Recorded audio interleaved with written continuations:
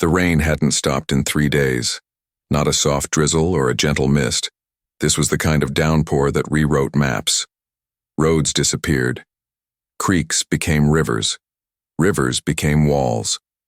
The small town of Willow Bend, tucked in the lowlands, like a forgotten whisper, had become a basin of grief and rising water. Anna Graceland stepped off the train 2 days late, soaked to the bone, clutching a trunk that had seen better seasons and a name scribbled on damp parchment, Grant Ellis. Her future. A rancher, she'd been told, with land, livestock, and a cabin just past South Creek. But there was no Grant Ellis, not at the depot, not at the post office, no letter, no welcome. Just silence and strangers who didn't have time to care. Most were too busy boarding up windows and counting their dead. She followed the directions anyway, through mud-slick fields and fences torn in half by water's wrath. South Creek? Gone. Swallowed by the flood. The bridge? Gone. So was the road. When she finally reached the place where the cabin was supposed to be, all she found was debris, cracked beams, uprooted trees, a life never lived, swept away before it even began. Anna dropped to her knees in the mud. Her dress clung to her legs like a second skin. Her hands, wrapped in what used to be white wedding gloves, trembled as they sank into the earth. She hadn't eaten in 2 days.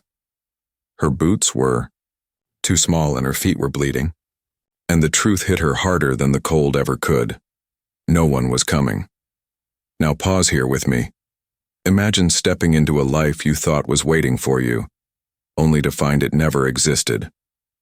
Would you keep walking? Would you scream? Or would you, like Anna, collapse because some heartbreaks are too heavy to carry alone? What I love, and ache for, about this moment isn't just the storm or the mud or the tragedy. It's her stillness. Because that's where we meet her. Not as a damsel in distress, but as a woman standing at the edge of everything she believed. In torn, raw, abandoned, but not broken. Not yet, and maybe you've been there too. Maybe not in a flood, but in some quiet collapse of your own. A job that vanished, a relationship that ended without reason. A plan that crumbled while you were still holding on to hope. Anna's story starts in the storm, but what makes it powerful is that it doesn't end there. Because sometimes, when the world washes everything away, it's only then we can see the ground clearly and decide finally where to rebuild. This is where her story begins. Not in love, not in comfort, but in ruin, and in the will to stand again. Let's keep going. Just when Anna thought the storm had taken everything, it brought her someone. She was still kneeling in the mud, soaked, trembling, her wedding gloves sinking into the earth like they were trying to bury the hope she hadn't let go of, when the sound of hooves broke through the thunder. Not loud, not hurried, just deliberate, a sound that didn't belong to a ghost or a memory, a sound that meant someone was still out there. Through the sheets of rain came a man on horseback. No grand entrance, no words. Just a soaked figure, in a wide-brimmed hat, a long rifle strapped to his saddle and a scar, cutting down the side of his face like a line drawn by fate itself. He didn't speak when he saw her. He just looked, and in that look something settled. Not judgment, not pity, just recognition. Like he knew what it felt like to be too late for something that mattered. Anna stood barely, her hunger turning the world sideways. She asked the only question that made sense. Are you Grant Ellis? He shook his head. No. Then why was he there? He didn't answer right away. Instead, he stepped off the horse, walked through the muck like it was nothing, and without a single flourish, lifted her into his arms. Like she didn't weigh a thing. Like saving her wasn't a question. It was already decided. Then, softly, he said, I buried 3 women yesterday. You're not going to be the 4th. That line, can we stop on that? Because it's not just dramatic. It's devastatingly human. That sentence tells you everything you need to know about who this man is. His name, as we'll learn, is Colt Bennett. a former ranger who's lost too much and talks too little, a man who carries his regrets like they're stitched into the lining of his coat. And yet here he is in the middle of a flood, choosing again to protect someone he doesn't know. And I want to ask you, have you ever met someone who did something for you without asking for anything in return? Not because they had to, but because they refused to be the kind of person who turns away. That's what Colt did. He didn't ask Anna where she came from. He didn't need her backstory. What mattered was simple. She was alone. She was freezing, and he could do something about it. There's something haunting and holy in that kind of choice. The kind made without applause, without a stage. Just a moment in the rain, a stranger, and the decision not to leave her there. And maybe that's why this moment stays with me. Because it reminds us that even in the aftermath of disaster, when dreams are washed away and roads vanish, connection still finds a way. Sometimes in the most unexpected form. A scarred man, a broken woman, a storm that took everything. And still, a small flicker of mercy. That's where this story truly begins. Not in romance, not even in rescue, but in refusal. Colt's refusal to let another name join the list of the lost. And Anna's refusal to stop believing someone might show up, even if they weren't the person she was waiting for. Sometimes the wrong person arriving at the right time isn't wrong at all. Sometimes it's survival, and sometimes it's the beginning of something you didn't even know how to hope for. There's a certain kind of silence that doesn't feel empty. It feels safe. Anna didn't know what to expect when the stranger carried her through the storm. She didn't even know his name. But when he set her down gently in a one-room cabin, half stone, half timber, perched at the edge of a mist-covered ridge, she realized something surprising. She felt protected, not rescued, not saved. Just allowed to exist again. The cabin was small. One cot, a stove, a single chair. Nothing about it was meant for comfort, but everything about it said someone had survived here. And now, maybe, so could she. He moved, with quiet purpose, lighting a fire, boiling water, laying a blanket over her lap like it was second nature. Not a single question, not a single demand. And that's when it hit her.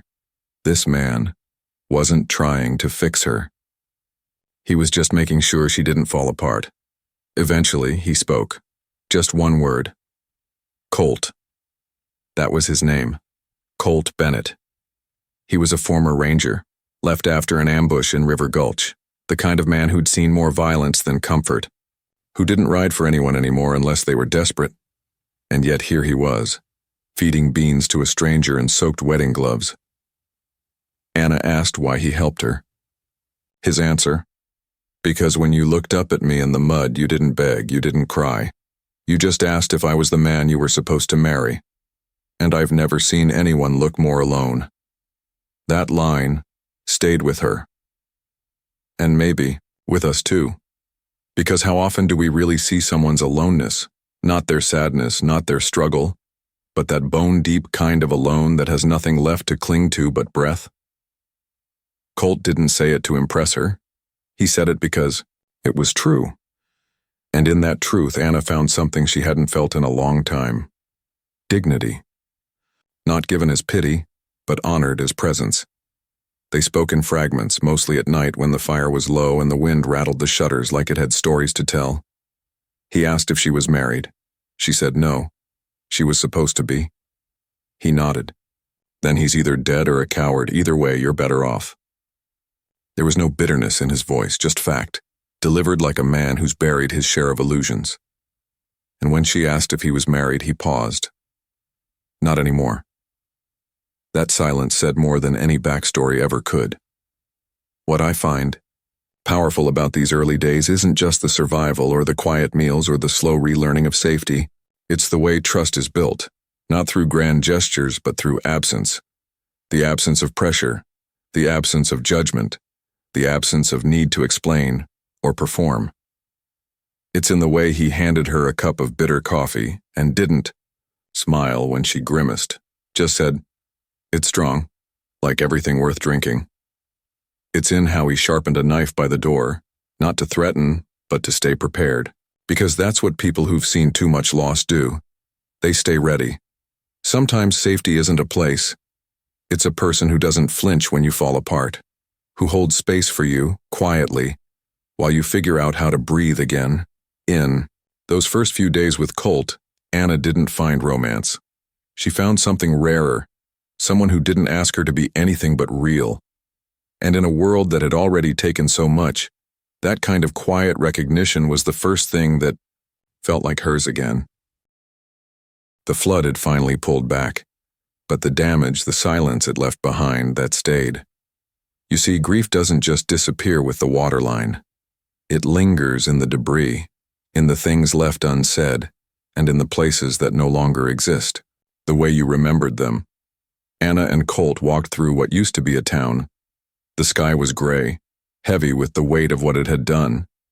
Fences lay twisted like broken ribs. Laundry lines snapped in half. And the depot, where she'd once imagined stepping into a new life, was now just a shattered frame and a nameplate half buried in the mud. That name? Anna Graceland, bride for Grant Ellis. She stood there staring at it, the words already dissolving into memory. "I was supposed to start a life here," she said quietly. "A fresh one. Instead, I buried a dream and wore a lie down to the bone." Colt didn't offer comfort. He didn't try to patch the wound. He just stood beside her, hat low, one hand resting on the hilt of his knife, not to defend, but to stay grounded. Sometimes just standing with someone in their grief is all the healing you can offer. And then she asked the question, "What happened to the women you buried?" He didn't flinch, just said, "A mother and 2 daughters, drowned, trying to get to higher ground. By the time I found them..." He didn't finish, he didn't have to. That silence carried weight, and love, and a kind of unspoken mourning that didn't need details to be felt. But what struck Anna most wasn't just that he buried them. It's where. "They do now," he said when she asked if they had anyone left. He pointed to the ridge. "I carved a resting place where the water won't touch them again.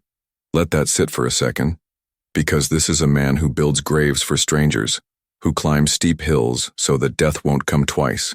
In a world that forgets the lost as soon as the storm passes, Colt remembers. He carries their stories even if no one asked him to, especially then. And that's when something in Anna shifted. Not because he made promises, he never did. Not because he held her hand, he rarely even touched her. But because standing next to this quiet man with storm eyes and steady hands, she felt seen. Not like an obligation, not like a broken thing, but like someone still becoming. You don't need declarations to feel belonging. Sometimes it's found in a look held a moment longer than it should be, in footsteps that match your pace, in silence that listens instead of waiting to speak. That day, as they turned back toward the cabin, past the bones of dreams and the weight of things they couldn't change, Anna realized something terrifying and tender. She didn't want to leave. Not because she had nowhere else to go, but because for the first time she wasn't afraid of staying. There's a difference between being saved and being chosen. And Colt, in all his quiet defiance, had made her feel like maybe, just maybe, she was worth choosing. Even if neither of them said it aloud. Not yet. Sometimes the past doesn't come back with thunder or warning. Sometimes it arrives on horseback. The morning was quiet, that kind of post-storm stillness where every sound feels louder than it should. Anna was near the edge of the cabin, gathering kindling, when she heard the hooves. Slow, steady. 5 of them, cutting through the mist like a memory she hadn't asked for. Colt stepped out from the barn before she could even speak, rifle in hand, calm but alert, like a man who stood at the edge of too many wrong doors. The riders came into view, dust-stained coats, spurs clinking like coins tossed into silence. One wore a badge, another had the kind of smile that didn't reach the eyes, The kind that told you whatever was coming next wouldn't be kind. "We heard you had company," the lead one said, voice casual like a man asking for directions while loading a gun. Colt said nothing. "We're looking for a woman. Mail order bride, real pretty, arrived right around the flood. Her groom, Grant Ellis, dead. Shot in a bar brawl after stealing a horse that didn't belong to him." Anna felt her breath snag. The truth didn't shock her. But hearing it out loud, from strangers who held no reverence for loss, it hurt in a different way. "She doesn't have papers," the man continued. "No claim, no protection. That makes her vulnerable. Now let's pause. Because you've probably seen this play out before, in a courtroom, in a waiting room, or behind a closed door, when power tries to speak as law, as if empathy is optional, as if worth is something that needs to be proven. But Colt? He didn't move, didn't raise his rifle. He just said 6 words that changed everything. "She's not yours to take. She's with me." No flinch, no hesitation, just truth. Solid, final. The badge wearer narrowed his eyes. "You claiming her?" Colt's voice didn't rise. It didn't need to. "I'm saying you ride down this ridge without her name ever leaving your lips again." There was a silence then, the kind that stretches the air, dares someone to breathe too loud. The men looked at him, looked at the rifle, and slowly they backed off. The smirk faded, spurs turned, and just like that, they were gone. But the moment lingered. Anna stood frozen, unsure what to say. Colt turned to her, eyes steady, voice quiet. "You're not a secret," he said, "and I don't bury things I plan to keep breathing. Let that line settle, because that's not just about Anna. That's about all of us. How easy it is to hide what matters most, to tuck love into corners, to keep grief quiet, to protect what we care about by pretending we don't. But Colt? He drew a line in the mud that day, not with violence, not with a show, but with the simple, defiant act of acknowledging her, and that, being seen, being claimed, without ownership, being chosen without condition, that changes people. Anna didn't say thank you. She didn't need to. Because sometimes the loudest kind of love is the kind that doesn't ask for recognition. It just stays, even when danger comes calling, even when the world says you don't belong. That day, Anna learned something most of us learn the hard way. You're never as alone as the law says you are when someone decides you're worth standing beside. Not every story of healing needs a dramatic turning point. Sometimes it arrives quietly, like the sound of bread rising in the oven, or the creak of a porch step Colt rebuilt by hand. After the storm passed, life didn't suddenly become easy, but it became livable. And in many ways, that's more miraculous. The cabin that once held only echoes now held a rhythm. Anna swept out the dust, stitched curtains from an old feed sack, and placed a jar of wildflowers by the window. It wasn't perfect, but it was hers, and that mattered. Because when you've lost control of everything, claiming even the smallest space as your own can feel like rebellion. Colt never said much. He didn't need to. He fixed what was broken without being asked. Her boots, the cracked step, the loose slats in the roof. He chopped more wood than they needed just in case. When she asked if he expected another storm, he shrugged. Always. But here's what I find beautiful. None of his care came with a spotlight. He wasn't performing kindness. He was practicing it, daily, quietly, like breathing. And maybe that's what real connection looks like. Not in declarations, but in the unnoticed ways we show up for each other. The stew on the stove, the tools laid out in a row, the way he placed her coat near the fire without saying a word. One day, without ceremony, he handed her a bundle wrapped in oilcloth. Inside was a carved wooden pendant shaped like a feather, simple, worn smooth by time. He didn't look at her when he spoke. "A man gave it to me once, after I pulled his boy from a flood. Said it meant silent protector. I figured it was for someone better than me."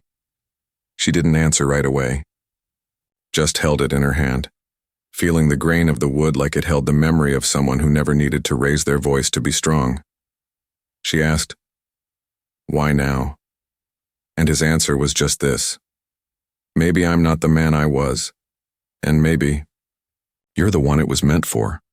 There was no romantic flourish, no music swelling behind their words, just a quiet moment in a cabin half lit by the fading fire.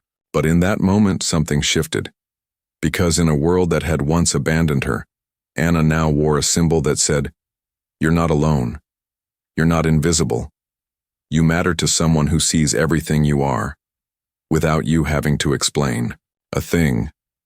That feather wasn't just a gift, it was a mirror. A reminder that you can survive, yes. But more than that, you can become. You can create warmth in cold places. You can build steadiness out of silence. You can love in a way that doesn't take up space, but makes space for someone else to breathe easier. And for the first time in a long time, Anna didn't just feel safe. She felt home. Not because of the roof, not because of the fire, but because someone had seen her fully and stayed. Sometimes the most life-changing parts of our stories don't happen when we fall in love. They happen when we realize someone has quietly, without asking anything in return, loved us back. Some beginnings don't start with fireworks or first kisses. Some begin quietly, with a folded letter found between the pages of an old Bible. Anna hadn't meant to find it, not that day, but there it was, a slip of paper, edges curled from moisture, ink slightly blurred from a storm that had passed weeks ago but still seemed to echo in her bones. She had written it on the train, somewhere between where she came from and where she thought she was going. It had been addressed to Grant Ellis, a man she never met, a man who died before she arrived, a man who never read the words she wrote. "I'm coming with faith, though I've never seen your face. If you are kind, I will be too. If you are cruel, I will survive. My hands can work. My heart has not yet given up, that's all I bring." She read it again, slower this time. And it hit her, not with sadness, but with something gentler, a kind of awe. Because those words, they weren't just meant for him. They were a time capsule, a reminder of the woman she was before everything broke. And somehow, through all of it, through floods and hunger and uncertainty, she was still that woman. Just more worn, more awake. Colt found her standing there, letter in hand. He didn't interrupt, just leaned in the doorway, boots muddy from morning chores, arms crossed like he was trying not to say the wrong thing. "That yours?" he finally asked. She nodded. "A letter to a man who never read it." "You want to burn it?" She paused. "No, I want to remember who I was when I wrote it." And that's when Colt did something she didn't expect. He walked over, took the letter gently from her hands, folded it once more with quiet care, and tucked it beneath a smooth stone on the mantel, right next to the wildflowers she had picked the week they decided to stay. "Let it be a reminder," he said. "Not of what you lost, but of what you've already survived. It's strange how someone else can speak about your past like it's something brave, when all your life you were told to bury it, to move on, to forget." But Colt didn't want her to forget. He wanted her to honor it. And then, as if it were his turn to open a door he'd kept shut too long, he told her the truth. "I was going to leave the Rangers. I even wrote the resignation, never sent it, just stopped showing up. Because if I left, I'd have to admit I couldn't save who I was supposed to." She looked at him, not with pity, but with recognition. The kind that sees a wound and doesn't flinch. "And now?" she asked. He exhaled. "Now I think I found a reason to stop running from the man I was, and try being the one I want to be." Anna stepped forward. She didn't say much, just reached out, touched his chest with the tips of her fingers, and said softly, "Then let's start fresh. You and me. No letters. Just this." Colt nodded. "This is enough." And that was the truth. It wasn't about starting over from scratch. It was about carrying everything that came before, but finally together. No paperwork, no promise carved in stone. Just two people who chose, every day to stay. Sometimes the most radical kind of love is the one that doesn't ask you to erase the past. It asks you to bring it, lay it down, and build something real anyway. Spring didn't arrive with fanfare. It came gently, like an apology whispered by the wind. The river that once swallowed homes now flowed calm and clear.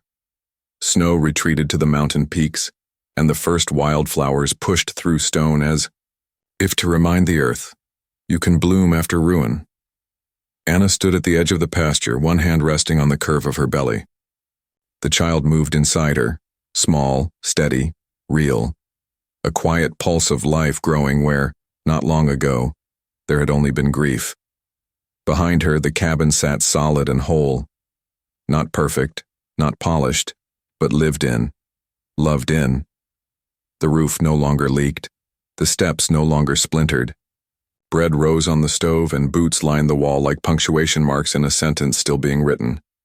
Everything had changed, and yet, nothing had. And that was the beauty of it. Healing didn't arrive as a single moment. It arrived, in rhythms. In firewood stacked without asking. In curtains hand-stitched from feed sacks. In the silence between two people who didn't need to fill it. Colt came from the barn, brushing straw from his sleeves. Fence held through the thaw, he said, voice soft with pride. Not bad for two people who had no business rebuilding anything. Anna smiled. Speak for yourself. I've been rebuilding since the day I stepped off that train.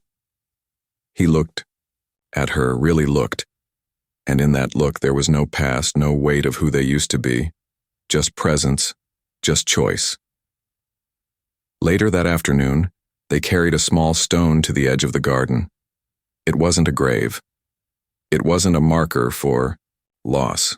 It was the exact spot where Colt had first found her, collapsed cold, soaked in a storm that almost swallowed her whole. Together they set it into the soil, letting it settle. Should we name it? She asked. He tilted his head. What would we call it? Anna thought for a long moment, then said, The place where I got back up. Colt nodded. Good name. And maybe that's what this story was about all along. Not about fate, not about grand gestures or promises sealed with rings, but about survival, about getting back up, again and again, until staying feels like strength, not surrender. They sat on the porch as twilight settled, her hand wrapped in his, the child moving gently beneath her ribs. The sky turned lavender and gold, and for the first time in years, Anna didn't feel like she was waiting for something else to begin. She looked at Colt. Do you think I was meant to come here? He didn't hesitate. No, he said. I think you survived your way here. That's stronger than fate. She rested her head against his shoulder, and he added quietly, I was just a man with an empty cabin. Didn't even realize how cold it was, until you lit a fire I couldn't put out. That night the stars blinked into view, not as a grand finale but as witnesses, quiet proof that even stories built from wreckage can hold warmth, can hold light. They had started in floodwater, in silence, in fear. But what they built, slowly, honestly, was something better than what either of them had planned. They built a home.